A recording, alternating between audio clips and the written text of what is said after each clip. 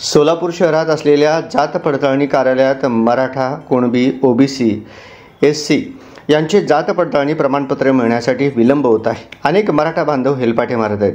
त्याविरोधात प्रहार जनशक्ती पक्षाच्या वतीनं जात पडताळणी कार्यालय परिसरात गुरुवारी दुपारी भीक मागो आंदोलन केले आहे. मराठा बांधवांची कुणबी प्रमाणपत्रे जाणून बुजून अडविली जात आहेत, अशी संतप्त प्रतिक्रिया प्रहारचे शहराध्यक्ष अजित कुलकर्णी यांनी दिली आहे. मराठा आंदोलक मनोज जरांगे पाटील मराठा समाजासाठी राज्य सरकारकडे आंदोलनाच्या माध्यमातून मराठा समाजाची बाजू मांडली आहे. परंतु सोलापुरात मनोज जरांगे यांना भावनिक आर्त हाक दिली आहे. मनोज दादा, तुम्ही सोलापूरमधील जात पडताळणी कार्यालयाकडे विशेष लक्ष द्या. मराठा बांधव कुणबी प्रमाणपत्रेसाठी हेलपाटे मारत आहेत. अनेक विद्यार्थ्यांचे ॲडमिशन रखडले आहे. अधिकारी वर्ग जाणून बुजून त्रास देत आहेत. जात पडताळणी कार्यालयातील अधिकारी एजंटमार्फत भ्रष्टाचार करत आहेत, असा गंभीर आरोप प्रहारच्या पदाधिकाऱ्यांनी केला आहे.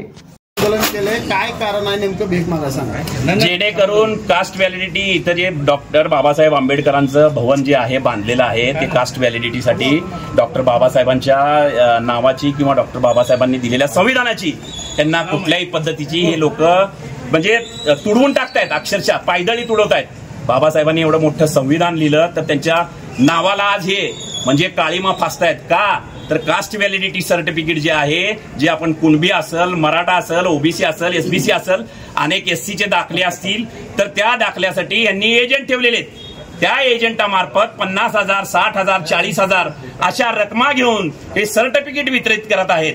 सर्टिफिकेट म्हणजे कास्ट व्हॅलिडिटी, जेणेकरून शाळेत ही कास्ट व्हॅलिडिटी जे विद्यार्थ्यांना महत्वाची आहे, विद्यार्थ्यांचे ऍडमिशन थांबलेले आहेत, जे अपंग असतील, दिव्यांग असतील, जनसामान्यांच्या जे काही कास्ट व्हॅलिडिटी आहेत त्यांनी पेंडिंग ठेवलेले. 10,000 सर्टिफिकेट दिलं म्हणते साहेबांना तुमच्या मार्फत विचारा 10,000 सर्टिफिकेट कधी वितरित केले.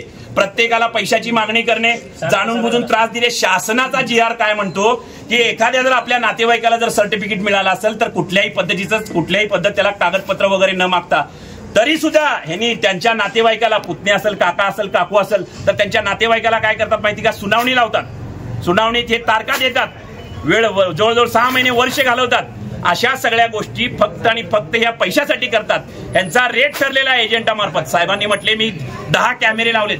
कॅमेरे कशासाठी लावले त्यांनी? की फक्त कोणी पक्षाचा, कुठल्या संघटनेचा येऊन आपल्याला त्रास देऊन याच्यासाठी कॅमेरे लावलेत. आजूबाजूला यांचे एजंट असतात, संडासमध्ये जाऊन, बाथरूममध्ये जाऊन हे पैसे घेतात.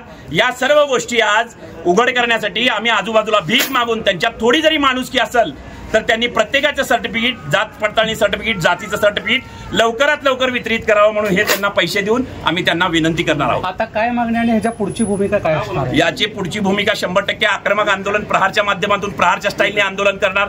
आज भीक मागून आम्ही जे काही हे पैसे जमा केलेले आहेत त्यांच्या टेबलवर ठेवणार आहोत. त्यांना सांगणार आहोत की जे काही म्हणतायत, हे काही सर्टिफिकेट आहेत तुम्हाला दिसत आहेत, जे काही आज तुम्ही पैसे मागतायत हे आम्ही भीक मागून आणलेले आहेत. हे पैसे स्वीकारा आणि सगळ्यांना व्यवस्थितरित्या जातीचे दाखले द्या, असं आम्ही त्यांना सांगणार आहोत. 100% आता हा ही व्यक्ती आहे, हे बघा, विचारा, हे करमाळ्याचा माणूस आहे. किती दिवस झाले तुम्हाला? डिसेंबर महिन्यात दिले. कुणबी मराठा आहे. नाही पैसे नाही मागितले, पण तारखावर तारखा दिले. मी एकदा पूर्तता पण केली आहे, हो का?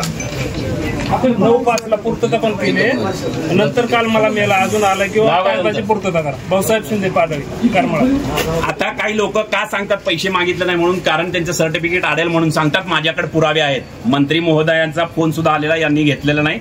आणि पैसे शेख म्हणून कोणतरी करमाळ्याचा एजंट आहे, तो 75,000 रुपयाला सर्टिफिकेट शेवटचं म्हणलेलं माझ्यावर रेकॉर्ड आहे. मी खोटं बोलत नाही, माझ्या मोबाईलमध्ये रेकॉर्डिंग आहे, मी तुम्हाला सगळ्या मीडियावाल्यांना देतात.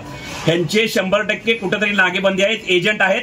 त्यानुसार यांनी पैशाची मागणी करत आहेत, सर्टिफिकेट वितरित करत नाही. कारण काय वर्षभर द्यायचं सांगा की मला सर्टिफिकेट? आणि ज्यांना शासनाचा GR आहे, शासनाचा GR काय म्हणतो की आपल्या नातेवाईकांनी एखाद्याचं व्हॅलिडिटी झालं असेल तर दुसऱ्याला व्हॅलिडिटी द्यायची गरज, म्हणजे दुसऱ्याला कागदपत्र द्यायचे. त्यांची सुनावणी का लावतात? त्याच्यानंतर पुरावे. मी तुम्हाला हे सुद्धा पुरावे देतो की एकाला 6 महिने लावले आणि पैसे दिल्यावर एकाचं 3 दिवसात केलेले, हे सुद्धा माझ्याजवळ पुरावे आहेत. हे सगळे पुरावे तुम्हाला सादर करतो. ओके.